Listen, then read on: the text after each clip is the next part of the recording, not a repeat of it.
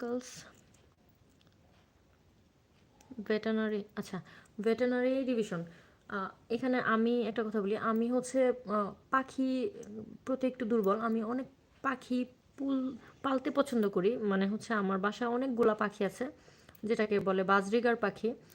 রঙিন কতগুলা পাখি থাকে না, ছোট ছোট, সেই পাখিগুলো আমি দীর্ঘ 3 বছর যাবৎ পালতেছি আমার বাসায়। তো ওদেরকে আমি প্রতিবার যখন বাচ্চা জন্মায় তখন হচ্ছে আমাদের স্থানীয় যে পশু হাসপাতাল আছে সরকারি, সেখানে আমি ওদেরকে নিয়ে গিয়ে ভ্যাকসিনেটেড করে আনি। তো ওদেরকে যে ধরনের মিনারেল বা ভিটামিনগুলো দেওয়া লাগে আমি কিন্তু রেগুলার এগুলো দিয়ে যাচ্ছি। তো এগুলো আমার কিনতে হয় হচ্ছে হসপিটালের পাশের একটা ফার্মেসি আছে, যেখানে হচ্ছে ভেটেনারির যে মেডিসিনগুলো সেগুলো পাওয়া যায়। তো আমি ওইগুলো আনি। তো আমার মনে হয় আপনারা এগুলো এখানে দিয়ে আসলে হেল্প করেন ওদেরকে। মানে আমি আসলে জানতে চাচ্ছি যে আপনাদের কাজ কি এগুলো ডেলিভার করা?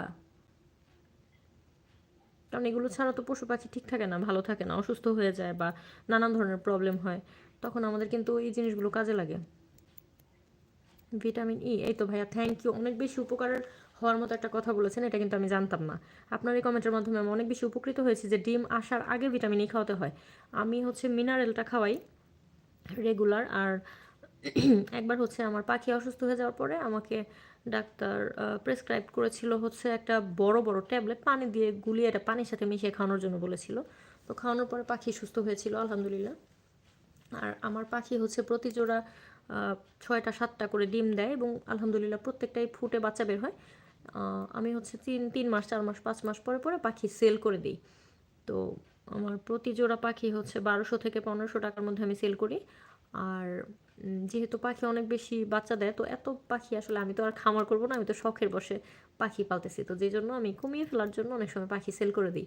কিন্তু যতক্ষণ আমার কাছে থাকে আমি চেষ্টা করি একটু সুস্থ রাখার জন্য। তো তখন এই জিনিসগুলো কাজে লাগে আর কি। ডিম আসার আগে ভিটামিন ই, আচ্ছা ভিটামিন ইটা কি ট্যাবলেট নাকি লিকুইড? আর এটা কোথায় পাবো, কিভাবে খাওয়াবো যদি বলতেন।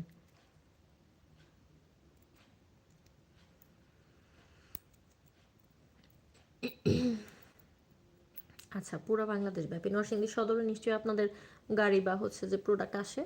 তো আপনাদের স্থানীয় যিনি আছেন তিনি হয়তো যথেষ্ট পরিশ্রম করে আমাদেরকে সব জায়গায় আমাদের প্রয়োজনে জিনিসগুলো দিয়ে যান, সেজন্য তার প্রতি আমি কৃতজ্ঞ। আমরা যারা পশু পাখি পালন করি তারা সবাই আপনাদের প্রতি কৃতজ্ঞ।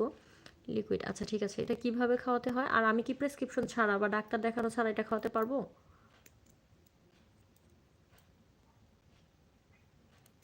কারণ একটা প্রাণীকে আমি একটা মেডিসিন দিব, সেটা যদি ডাক্তার এর প্রেসক্রিপশন ছাড়া খাওয়াইও, এটার কিন্তু বিভিন্ন ধরনের সাইড এফেক্ট হতে পারে। এ ব্যাপারে আপনি কি মানে জানলে কি জানাতে পারবেন আমাকে, একটু যদি হেল্প করতেন। আপনারা যারা লাইভ জয়েন করেছেন, যারা লাইভে আমার সাথে অ্যাক্টিভ আছেন, তারা কমেন্ট করতে পারেন। র্যান্ডম কমেন্ট করার জন্য আপনাদের কমেন্ট বক্স খোলা আছে, আমি হচ্ছে আপনাদেরকে রিপ্লাই দেওয়ার জন্য মেন্টালি প্রিপেয়ার্ড। আপনারা যে কোনো ধরনের প্রশ্ন করলে উত্তর পাবেন এবং আমার সাথে শেয়ার করতে পারেন আপনাদের লাইফের সব ধরনের এক্সপিরিয়েন্স বা যেটা আপনারা উইলিংলি আমার সাথে শেয়ার করতে চান, র্যান্ডম আড্ডা দিতে চান। হ্যাঁ হ্যাঁ, ডাক্তার দেখানো ভালো হবে, আমি এটাই বলছি, ডাক্তার দেখিয়ে তারপর হচ্ছে মেডিসিন যেটা লাগে সেটা আমি নিতে পারি আর কি। দিনের বেলা হলে হয়তো আমি এখনই আপনাদেরকে পাখিগুলো দেখাতাম, কিন্তু রাতের বেলা এখন ওরা ঘুমিয়ে গেছে।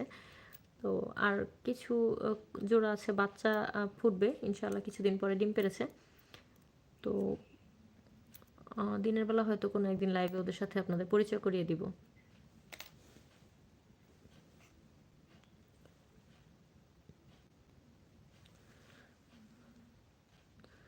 লাইভ জয়েন করার জন্য আপনাদের সবাইকে অসংখ্য ধন্যবাদ। যারা লাইভে কমেন্ট করছেন না তাদেরকে বলবো একটু কমেন্ট করে।